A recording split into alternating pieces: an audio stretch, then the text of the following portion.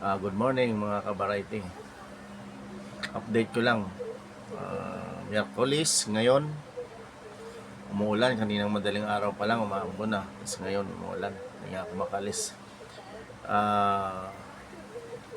Usapan natin tungkol ulit sa balasan sa Senado. Nagkaroon ng eleksyon kung sino ang maging Senate President.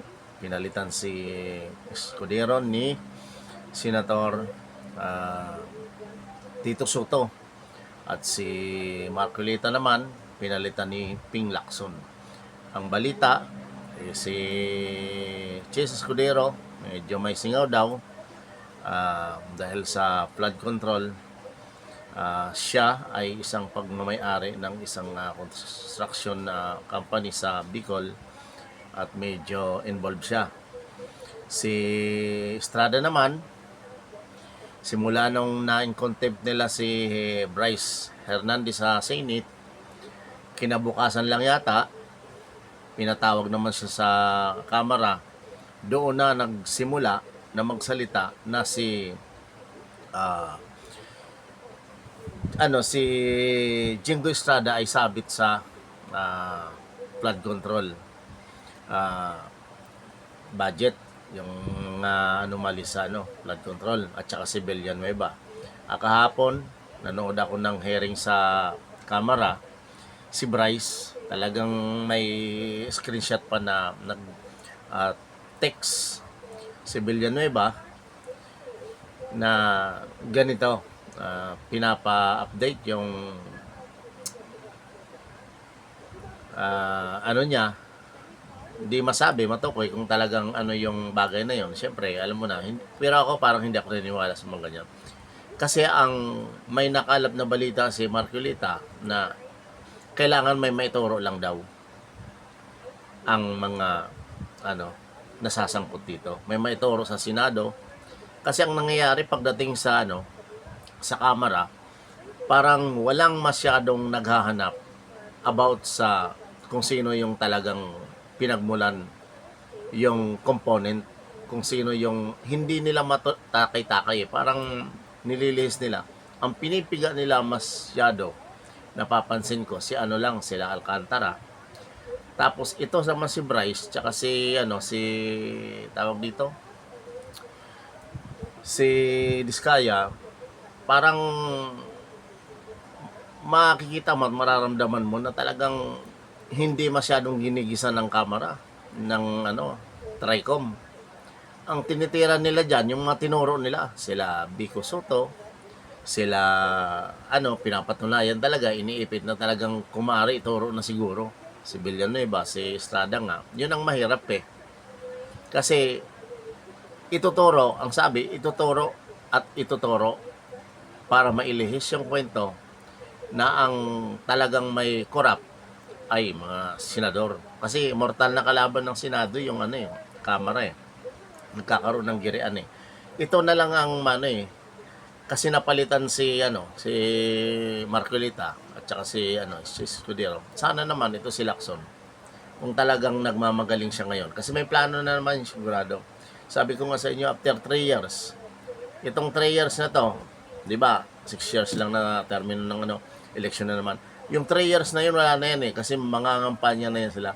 Gagawa na sila ng mga plano tungkol sa election sa susunod na 2028. Kaya wala nang mangyayari dito sa investigasyon na to. At saka mapansin mo sa sa Kamara, sa Tricom, mapapansin mo yung investigasyon hindi masyadong yung mga talagang involved, sila Diskaya, si Bryce, hindi masyadong dinidiin ng mga kasi hindi nga nila maturo-turo yung yung component ng flood control si si tawag dito, Saldico, tsaka si Romualdez. At saka may speech si Marcos na parang natural na, pinakamababaw na i-summarize na lang natin. Natural na sa mga matataas na opisyal ng gobyerno na talagang madadawit yung pangalan mo dahil yung parang sinisiraan ka. Ganun lang kasi 'di ba yung pinsan niya si Romualdez kasali, talagang sila ang tinuturo ng halos lahat. Pero mo magsalita ka lang ng ganun, alam mo na ang ibig sabihin yan, na natural lang sa kita mo ngayon sinabi niya na mahiya naman kayo, ganun lang. alam na ang mangyayari nito eh. Ililihis yung mga ano eh, sa ibang tao. Yung ano, kaso dito, ililihis sa ibang tao. Si Marcolita naman, meron daw ano, medyo may hindi maanuhan yung tungkulin kasi parang dalawa yata yung, hindi ako nagkakamali, dalawa yung inatindan niyang ano hearing eh. Kaya sa Senado kasi maraming ano yan eh, hindi lang naman sa Blue Ribbon Committee yung ano niyan eh, meron pa iba. Marami silang ano, parang sa Kamara din. Kaya walang mangyayari dito. Ang ano dyan, basta may maituro lang daw, yung mga involved sa ano. Ito si Bryce tsaka si ano, halatang ano eh, halatang nagsisinungaling. Turo lang sila ng turo. Kasi tignan mo, simula nang na-contempt siya sa Senado, paglabas kinabukasan, nasa Kamara siya, biglang nagturo ng pangalan. Kaya galit na galit si ano, Estrada eh. At saka si Villanueva, medyo napaiyak pa nga nung last ano niya sa Senate eh, kasi na-involve siya. At tignan na lang natin kung ano mangyayari nito. Kaya ako, naniniwala ako dito, ano natin, kung baka sa ano, scripted na. Yung palabas ni ano, ako, hindi ako sa dinidiin si Marcos ha. Pero halata naman eh. Ikaw ang presidente, nabunyag yung mga ganitong ano, mga anomaly. Bakit wala kang ginawa nung nakaraang ano 3 years? Puro kakibit balikat, wala ka naman ano, pinagmamalaki mo yung 5,000 na project sa flood control na wala naman nangyari. Tapos ngayon, magkukunwari ka na yung papa-imbestiga, pero yung talagang salarin, hindi niya matukoy-tukoy. Sasabihin niya lang na ganito.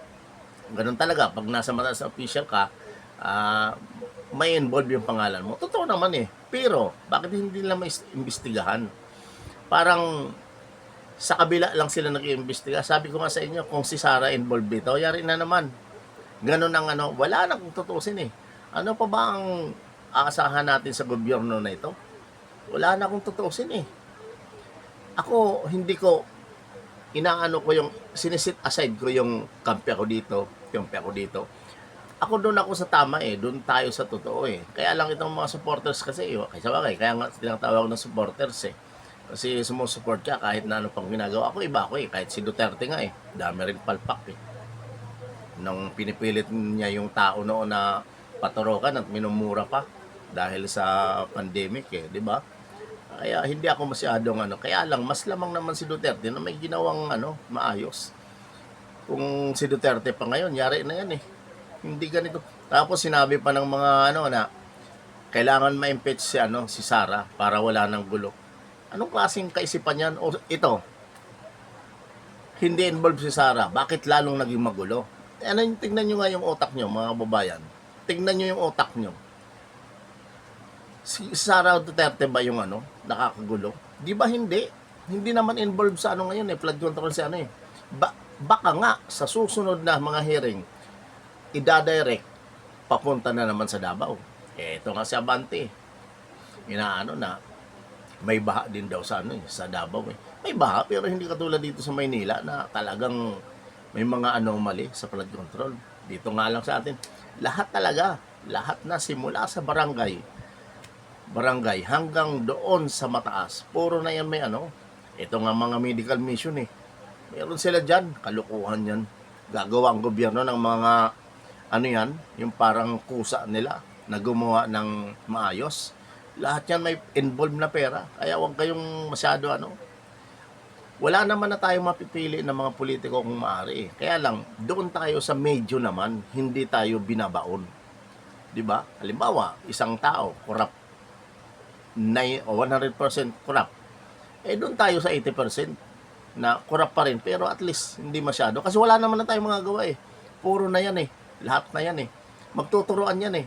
May ibang kwento nito. Pag may lumabas na naman kung anong mga ano, gustong ipalabas na nga, tapos ipapaano ng media, lalawak, mga vlogger. Itong mga vlogger ngayon, napapansin ko, kung kanino kakampi, kahit mali, sige, banat, mga DDS, ganoon din.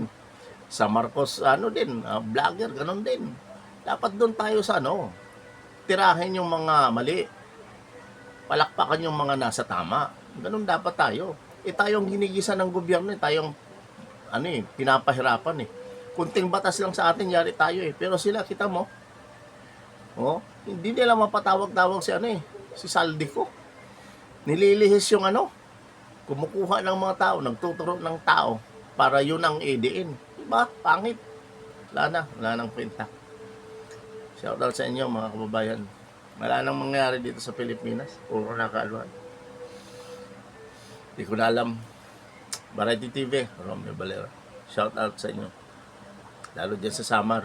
Northern Samar. Paki-subscribe naman. Share naman yung video ko.